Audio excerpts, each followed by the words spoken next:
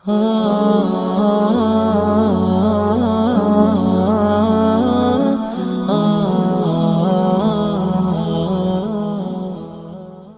kita meneruskan kajian dari kitab Risalatul Mu'awanah, karya daripada seorang al-imam Al-Habib Al-Qutb bin Irsyad Al-Habib Abdullah bin Alwi Al-Haddad. Nyampe masih muqaddimah, kita belum masuk kepada fasal. Dalam muqaddimah beliau mengatakan, mengutip salah satu daripada hadis Nabi Muhammad SAW, "Idza mata ibnu Adam inqata amaluhu illa min salas." Ketika manusia itu mati, maka amalnya akan terputus. Dia tidak bisa beramal lagi kecuali 3 hal: sedekah jariyah, ilmun yuntafa'u bih, aw waladun shalih yad'u lah. Sedekah yang terus mengalir, kemudian ilmu yang dimanfaatkan atau anak saleh yang selalu mendoakan kepada orang tuanya. Dari hadis ini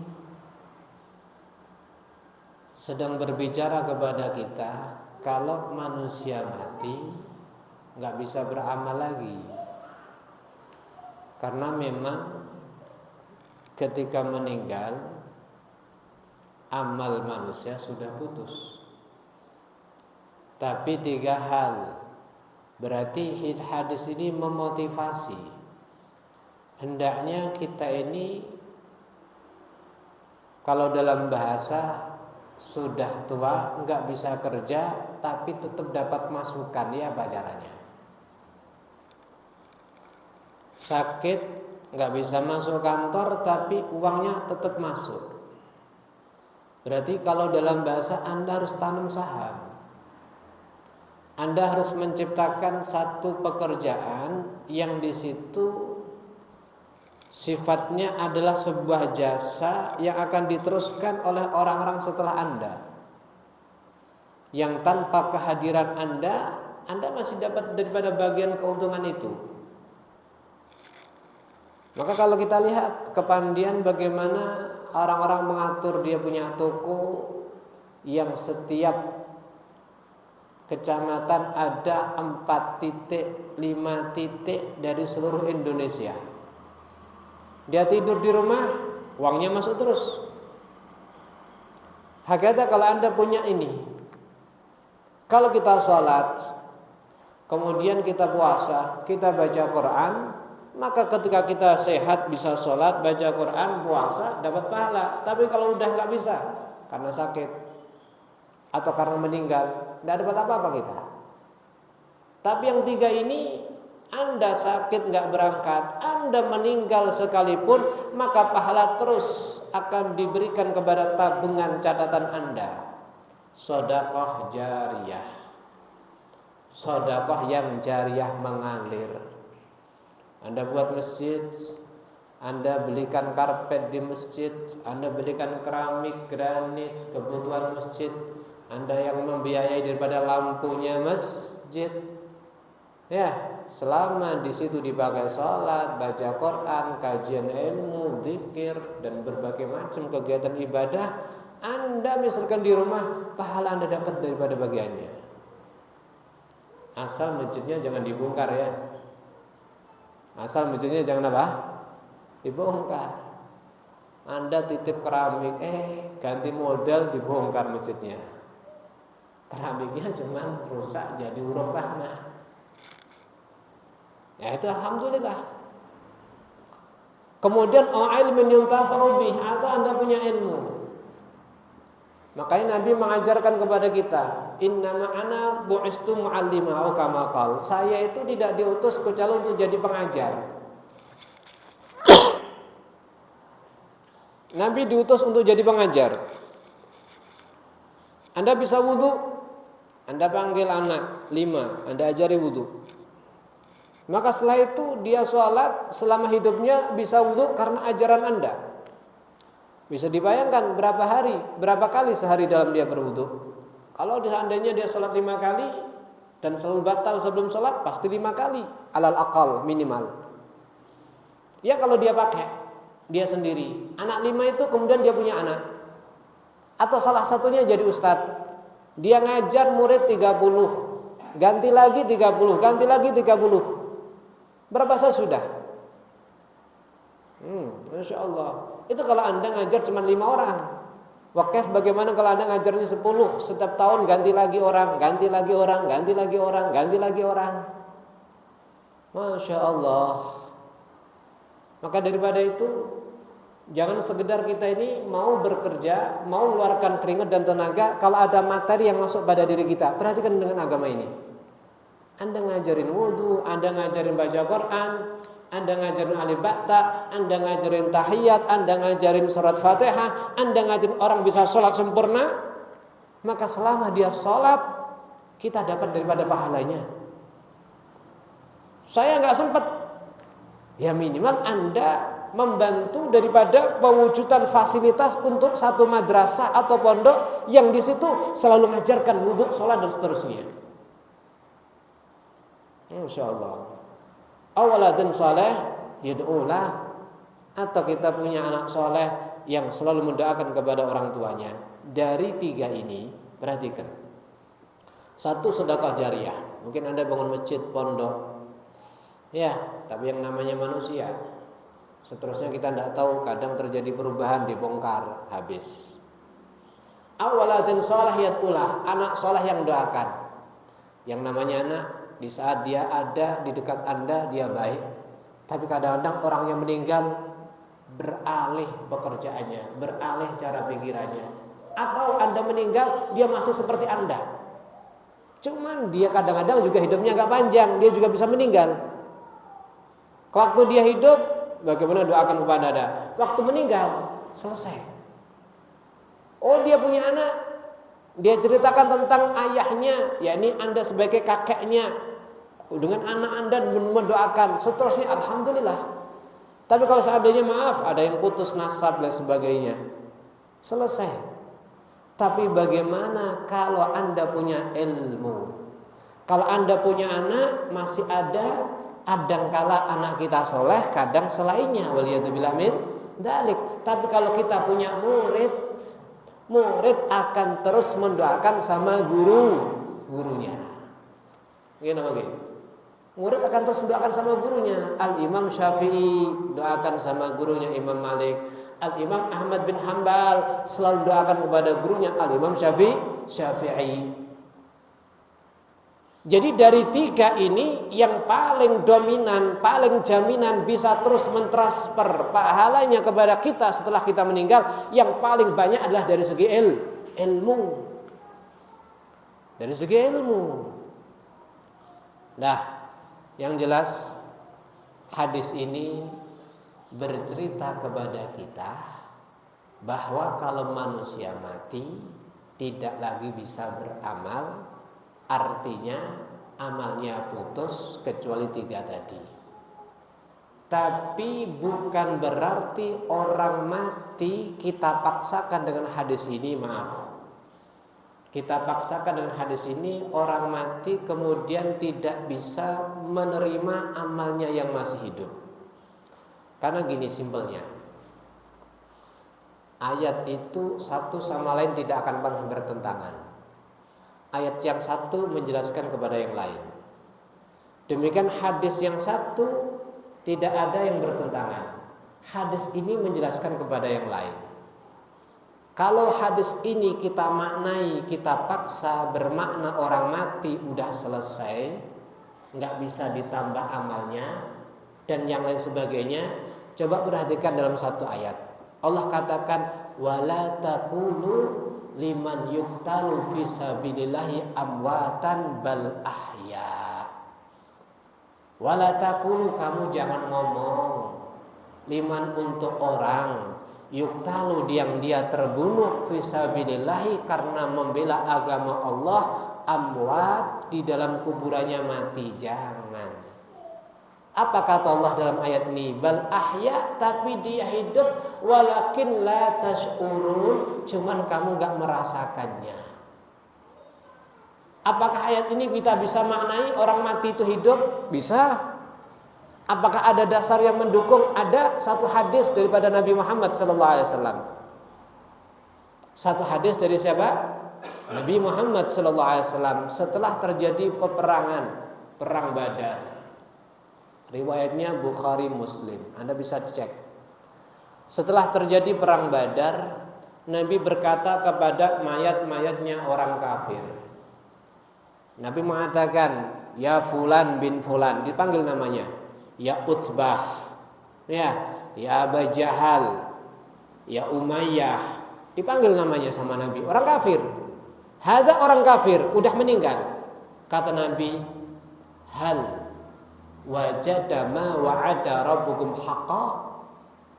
Apakah yang dijanjikan oleh Tuhan kalian kepada kalian sebagai penentangnya adalah hak? Wallahi, demi Allah, kata Nabi, sesungguhnya aku telah menemukan apa yang menjadi janji daripada Tuhanku, Allah akan menolongku kepada kalian, hak.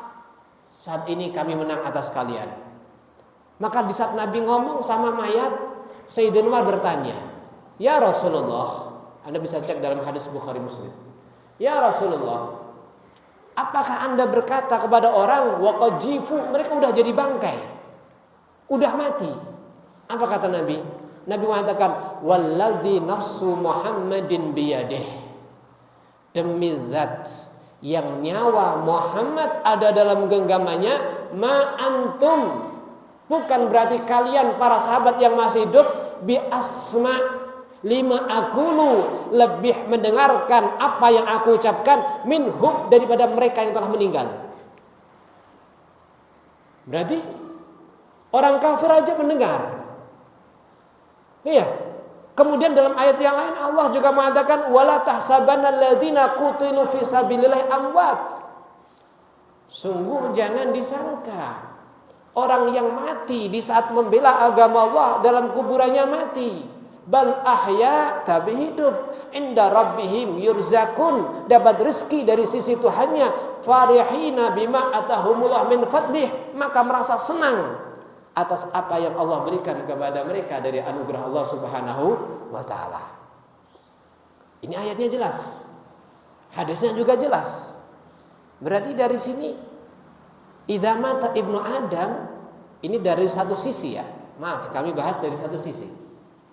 Kami akan sampaikan dari beberapa sisi supaya tidak ada terjadi seperti penggiringan kepada satu kepahaman. Setelah itu terserah Anda. Jadi dari ayat ini jelas, kita nggak boleh menyangka orang yang mati karena membela agama Allah dalam kuburannya mati. Enggak, tapi hidup. Nah, itu kan sabilillah, membela agama Allah. Banyak disebutkan dalam hadis wal asar. Asar itu makalah para sahabat atau tabi'in yang lebih tahu dengan hadis Nabi Muhammad atau dengan ayat Allah Subhanahu wa taala. Mereka mengatakan sabilillah tidak harus berperang dengan mati kemudian tertusuk badannya, tidak. Banyak sabilillah. Anda termasuk mengajarkan ilmu. Kalau dulu agama menyebar dengan berperang mungkin, tapi saat ini Islam sudah mayoritas, maka agama bisa bertahan minimal adalah dengan mengajarkan ilmu. Maka insya Allah sabilillah banyak. Dan mereka sabilillah ini dikatakan di dalam Al-Quran tidak boleh disangka dalam kuburannya mati, tapi hidup. Tapi apa? Hidup. Bahkan Al-Imam Bukhari Muslim meriwayatkan satu hadis, ada 40 sahabat lebih meriwayatkan hadis ini. 40 sahabat lebih meriwayatkan hadis tersebut yang mengatakan ketika Nabi Muhammad ada Isra, subhanalladzi asra. Jelas Isra, iya, daripada Baitul Haram Makkah kepada Baitul Aqsa. Adapun Mi'raj, banyak riwayat hadis yang mengatakan Mi'raj dari Baitul Aqsa kepada Sidratul Muntaha hingga berjumpa dengan Allah Subhanahu wa taala. Ada 40 sahabat lebih meriwayatkan tentang Mi'rajnya Nabi. Riwayatnya Bukhari Muslim. Di situ di mana Nabi pertama mendapatkan perintah 50 kali. Tapi setelah itu turun. Kenapa? Sebab usulnya Nabi Musa alaihi salam. Kita tahu Nabi Musa usul sama Nabi. Dalam riwayat itu, apakah beliau hidup dalam keadaan seperti ini? Hayah fi hayah barzakhiyah. Nabi Musa hidup dalam alam barzakh, alam penantian, alam kubur. Berarti kita dapat manfaat sholat satu hari nggak jadi 50 kali, jadinya cuma 5 kali berkat orang yang hidup dalam alam barzakh, Nabi Musa alaihi salam. Nah, yang jelas idza mata ibnu Adam jangan dipaksa. Ini kalau seandainya dimaknai orang mati sudah nggak bisa mendapat transferan. Ya, nanti kalau kita paksa akan banyak ayat dan hadis yang harus seperti tidak kita maknai. Yang jelas rumusnya tidak ada ayat satu dengan yang lain yang bertentangan. Nggak ada hadis satu yang bertentangan. Ayat yang satu biasanya datang dengan global. Tahu global ya? Kemudian ayat yang lain datang dengan terperinci. Hadis yang satu mungkin global, hadis yang lain juga terperinci. Demikian seterusnya. Nah, terus gimana kita nanggapi ayat ini? Ma anta bimusmi'in man fil qubur. Ma anta, tidak ada engkau ya Muhammad, bimusmi', mampu membuat mendengar, man orang fil kuburi yang ada di dalam kuburan. Loh, ayatnya jelas itu. Orang mati nggak bisa mendengar itu. Perhatikan ini. Ayat ini tidak dimaknai dengan hakikat, tidak dimaknai dengan dohiriyah. Karena Al-Quran itu cara maknai dengan dua hal. Ada hakikah, ada majas. Ada hakikah, ada majas. Tahu hakikah? Memaknai letterlek apa adanya. Kalau majas cuman kiasan. Sama seperti ini. Nabi mengatakan, hubbuka asya' yu'mi wa yasum. Cinta kamu kepada sesuatu menjadikan kamu buta dan tuli. Apakah orangnya buta beneran? Apakah orangnya buta beneran? Tidak. Tapi adalah buta mata hati. Paham? Ini namanya majas. Oleh karenanya ayat tadi tidak dimaknai apa? Man fil kubur, orang mati dalam kuburan, bukan. Anda baca dalam tafsir.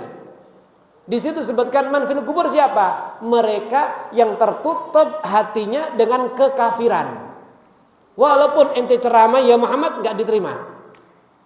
Berarti seperti ayat ini, sawaun alaihim a'angdartahum am lam tungdirhum la yu'minun. Sama mereka orang kafir, ente takut-takuti atau ente tidak takut-takuti, la yu'minun. Atau dalam ayat yang lain dikatakan, innaka la tusmi al-mauta wala tusmi as-summa ad-du'a idza walla mudbirin aw kama qala. Yang jelas kamu tidak bisa mendengar orang yang mati. Wasum atau orang yang tuli, ad-du'a ajan kamu idza walla mudbirin kalau dia pergi daripada tempat ceramah kamu pulang. Masa orang mauta mati bisa pulang?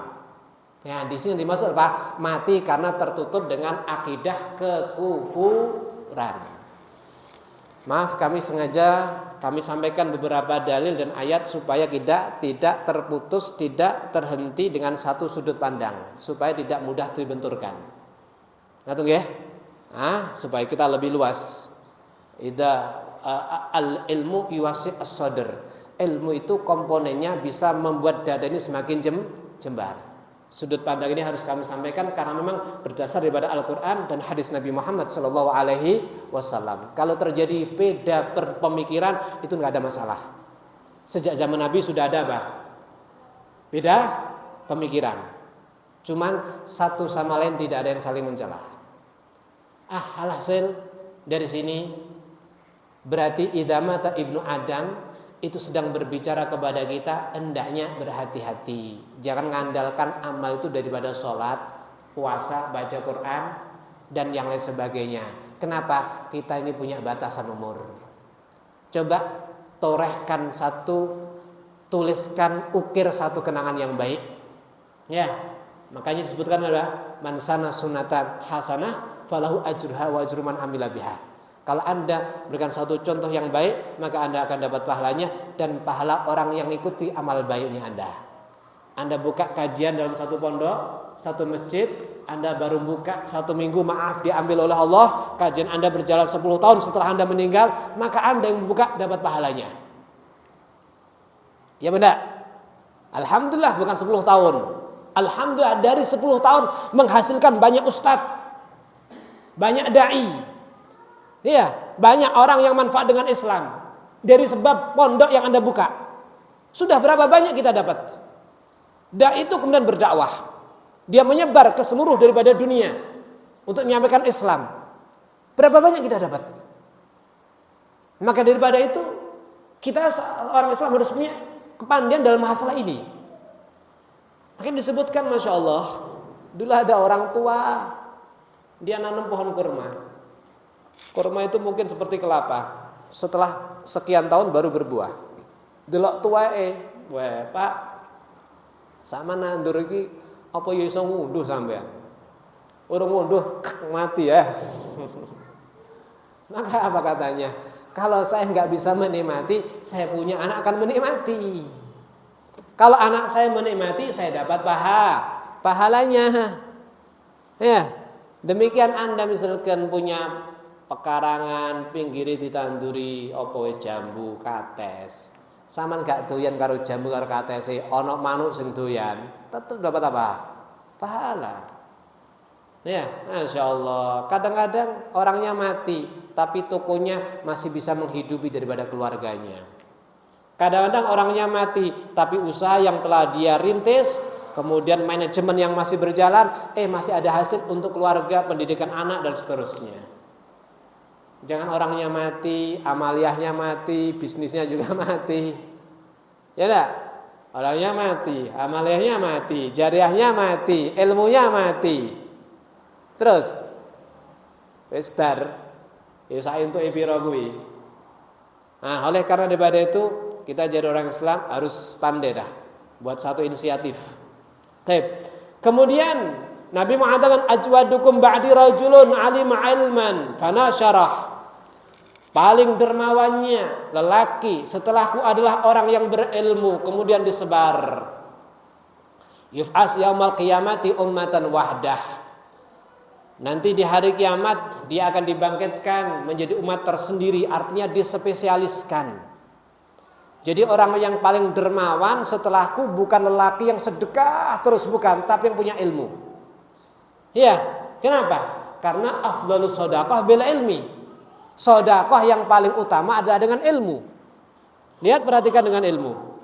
Sedekah yang paling utama dengan ilmu. Ilmu sekali kita ngajari Fatihah, berapa kali dia akan pakai? Tapi kalau kita sedekah baju, gamis, sarung, ya, kopiah dan sebagainya, berapa tahun kira-kira? Sekarang dipuji-puji baju yang kita kasihkan sama saudara ente. 10 tahun lagi jadi gombal. Ya, dengan kelap motor. Gak lebih daripada itu manfaatnya. Bermudun lap motor paling jampel. Setelah itu bakar. Tapi kalau ilmu terus, maka sedekah paling utama adalah ilmu. Halo.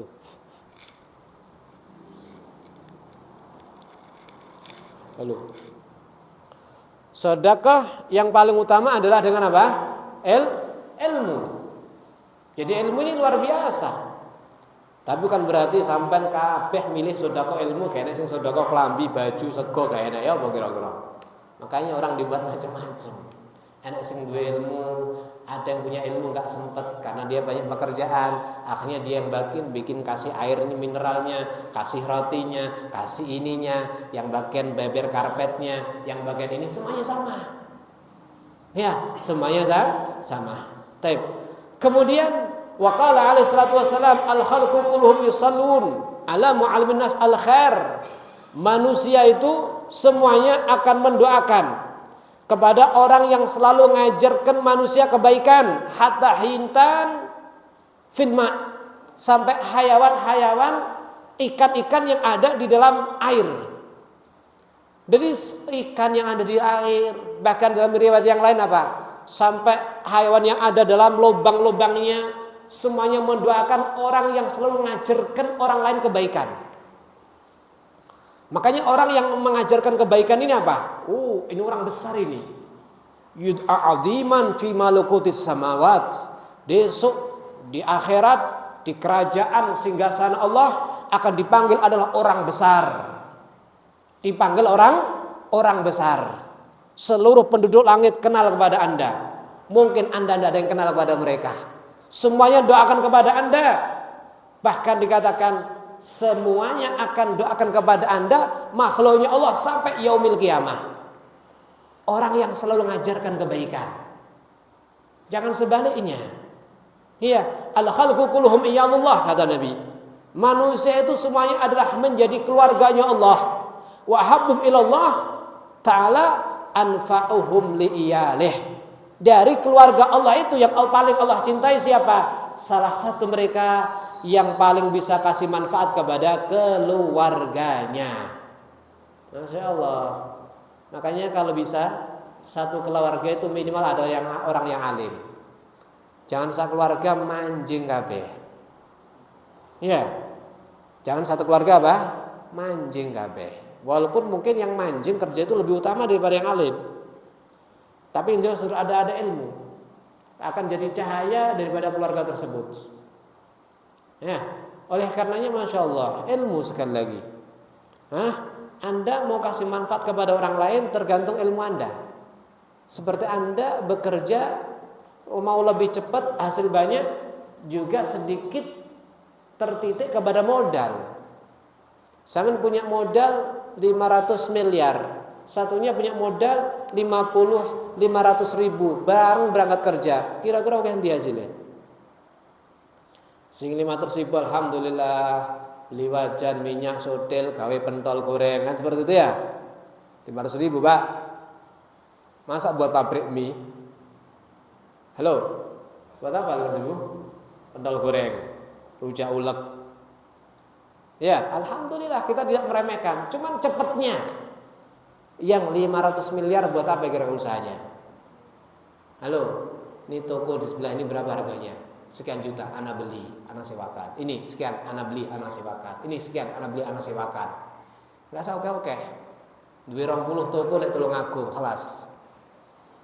Ya, ngaji nyantai turu. Duit oke ndi karo sing goreng pentol iku.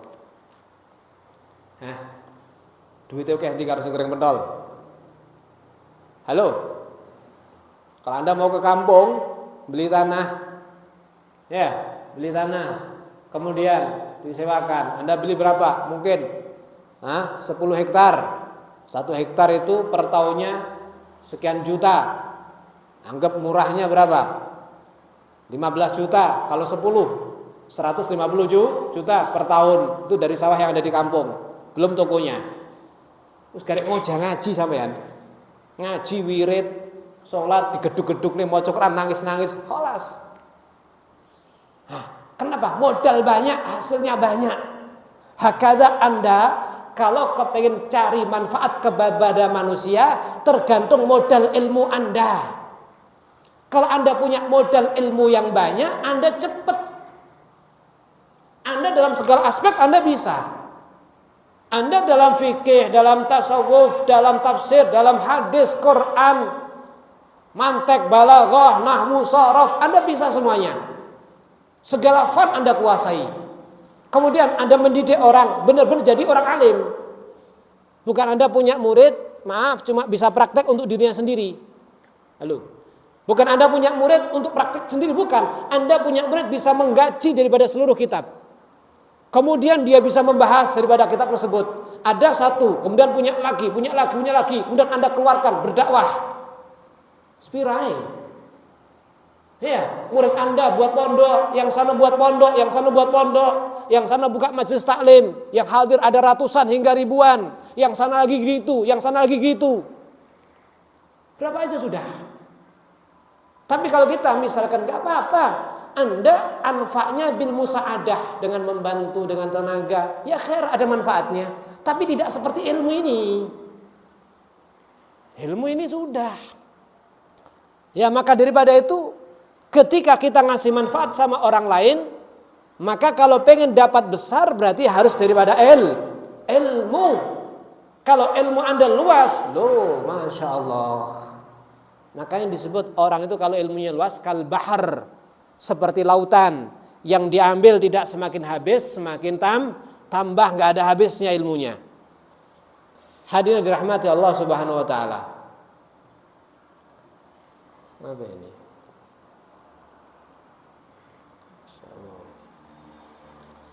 Berarti dari sini la yastati ahad ayan fa'khal gallah bimisli da'watihi milallah.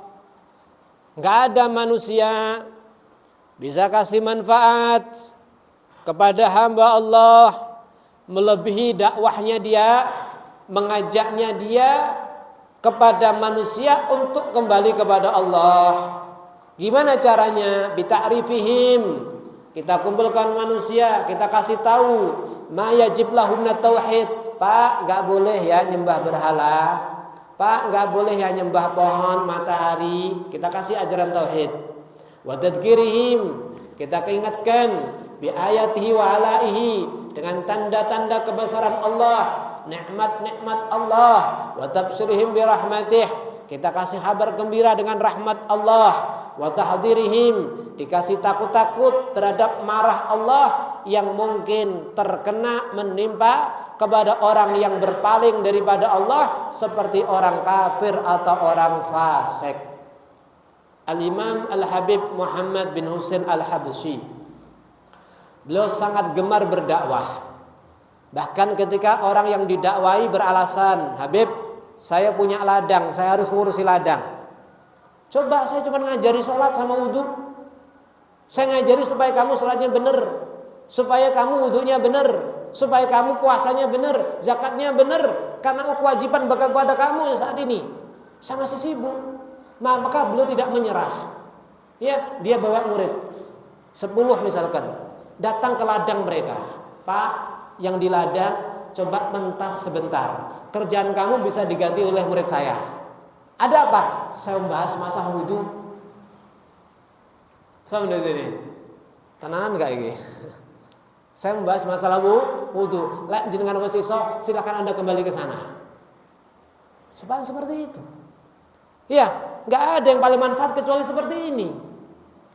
Memberitahu tentang kewajiban Allah Subhanahu wa taala kepada dirinya. Oleh karena daripada hal itu, waqad hasani alam tisali hadzal amril azim.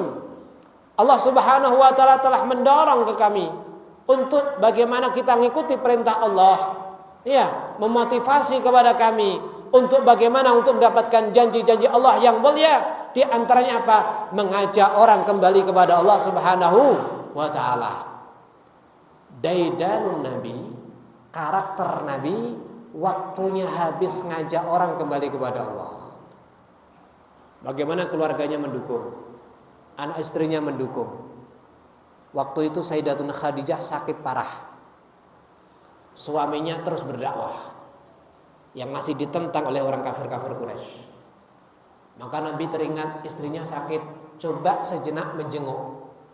Sayyidatuna Khadijah yang sakit parah, yang sudah lemes, sudah di ujung daripada sakitnya, tahu suaminya mau masuk rumah, langsung ngomong sama putrinya, "Ya Fatimah, tolong sandat saya, buat saya berdiri supaya saya nampak tidak ada sakit sama sekali." Ditampakkan seperti sehat.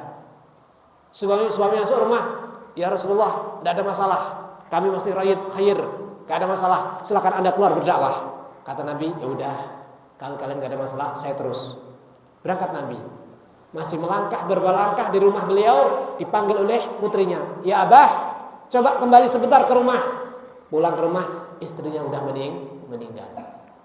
Hakata mereka. Suaminya berdakwah, istrinya membantu. Putrinya membantu, keluarganya membantu. Bukan sing untuk ngentahi. Ya ndak? Oh, ngaji oneh. Hah? Oh, jangan ngaji ya. Nang budal kono. Tutup lawange. Alhamdulillah Nabi mengatakan, "Saya ini punya istri yang membantu kami untuk berdakwah. Tidak menggoda, Beda dengan Nabi Adam alaihissalam, istrinya menggoda, akhirnya terjadi memakan buah sehingga keluar daripada surga.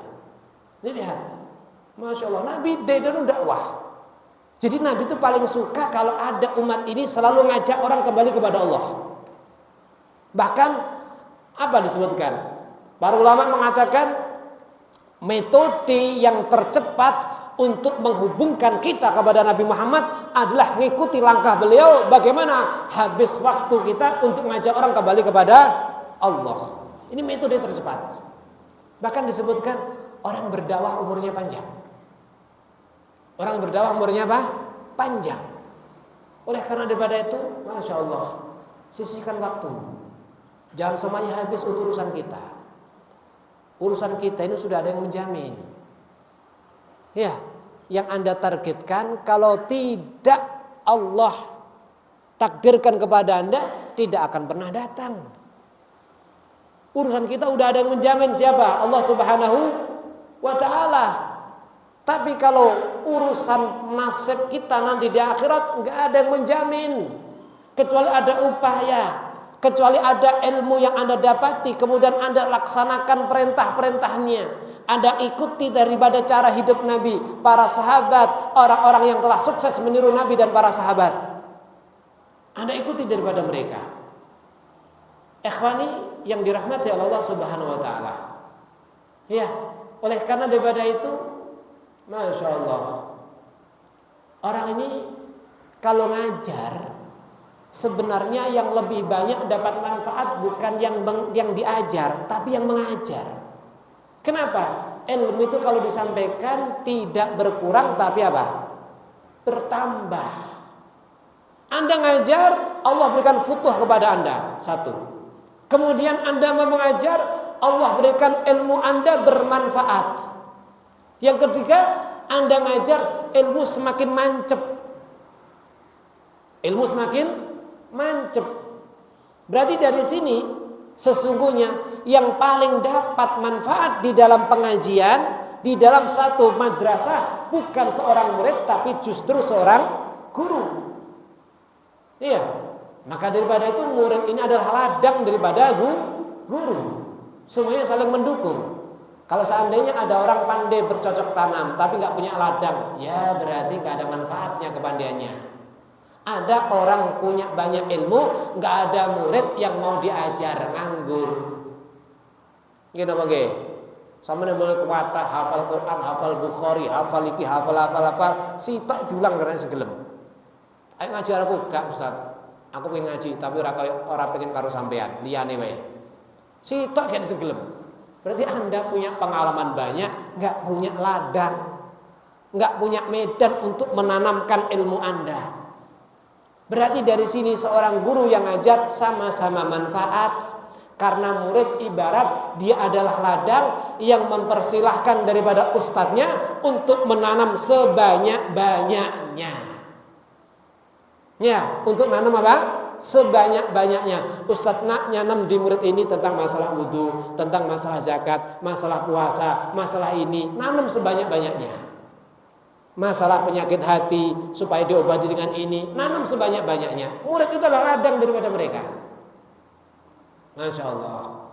Yang jelas saling memberi manfaat. Al-Imam Abu Hanifah, Imam Abu Hanifah, seorang yang lahir di zamannya sahabat, ketemu dengan Sayyidina Anas bin Malik, ketemu dengan Sayyidina Jabir dalam satu riwayat, ketemu beberapa sahabat, lahirnya di zaman sahabat. Wa tafaqah fi zamani tabi'in.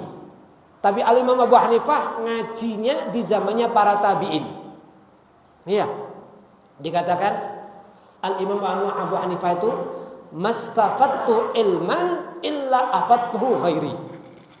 Saya ini tidak ngambil satu manfaat daripada ilmu kecuali apa? Selalu langsung saya ajarkan sama orang lain. Anda ikut kajian, Anda dapat ilmu, jangan lupa nanti ajarkan sama yang di rumah.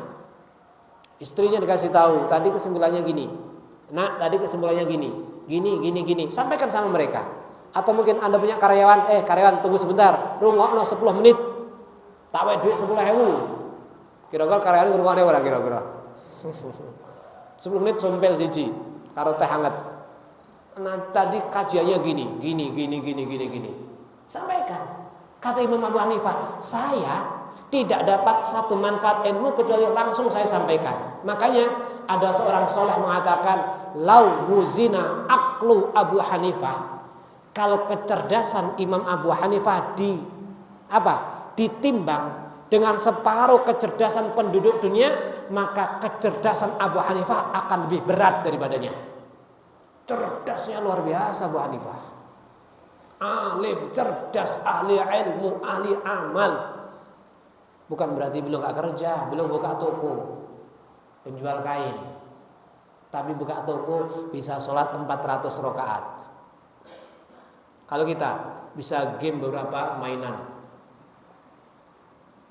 Ya.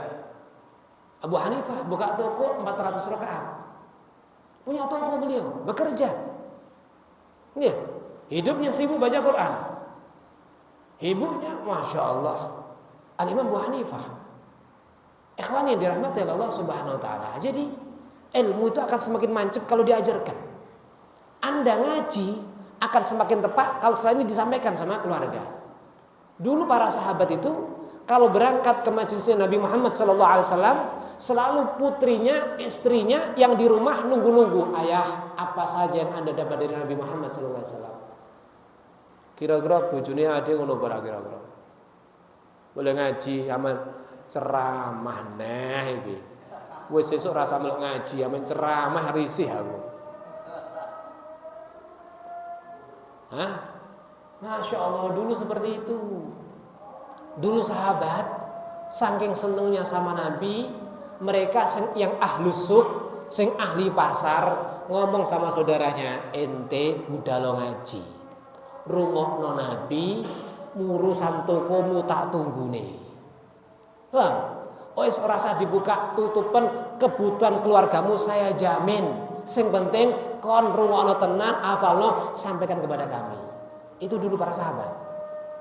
Kalau istrinya demikian, Mas berangkat Mas.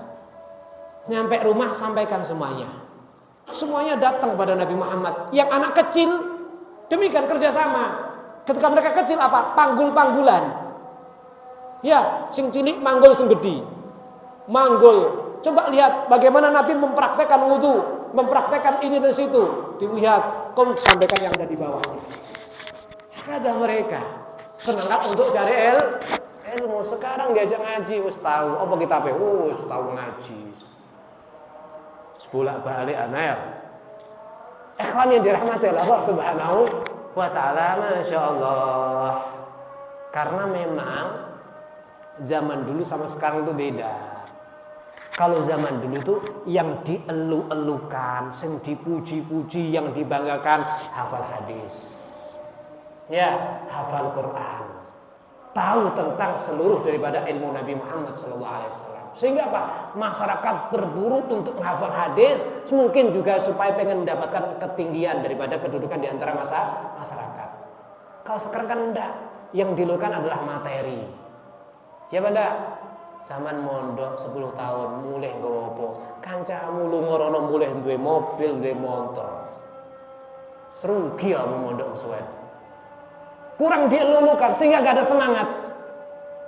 Jadi sampai zaman dulu itu enggak mustahil kalau disebutkan Sayyidina Jabir, ya, dikatakan Sayyidina Jabir dia berjalan 1 bulan diiringi 10 sahabat hanya untuk bertanya 1 hadis Nabi Muhammad SAW. Hanya 1 hadis.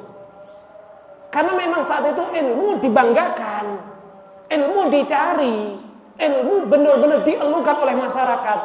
Kalau sekarang seandainya ilmu seperti itu, mungkin orang akan semangat. Tapi mulai daripada diri kita ini kadang-kadang dengan anak hafal macam-macam gak semangat.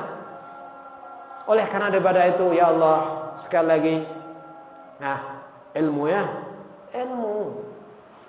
Tahukah Anda, Nabi Adam baru lahir, setan yang lebih dulu ibadah, bahkan ibadah ada di langit, ada di surga, ada di dunia, disuruh sujud sama Nabi Adam. Kenapa? Karena Nabi Adam dikasih ilmu. Wa 'allamal adamal al-asma' kullaha. Allah berikan kepada Nabi Adam ilmu sehingga orang itu diangkat dengan ilmu.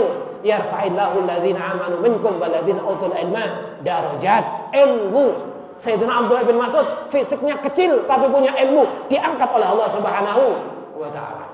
Ilmu. Jadi enggak ada yang bisa mengangkat kepada kita kecuali apa?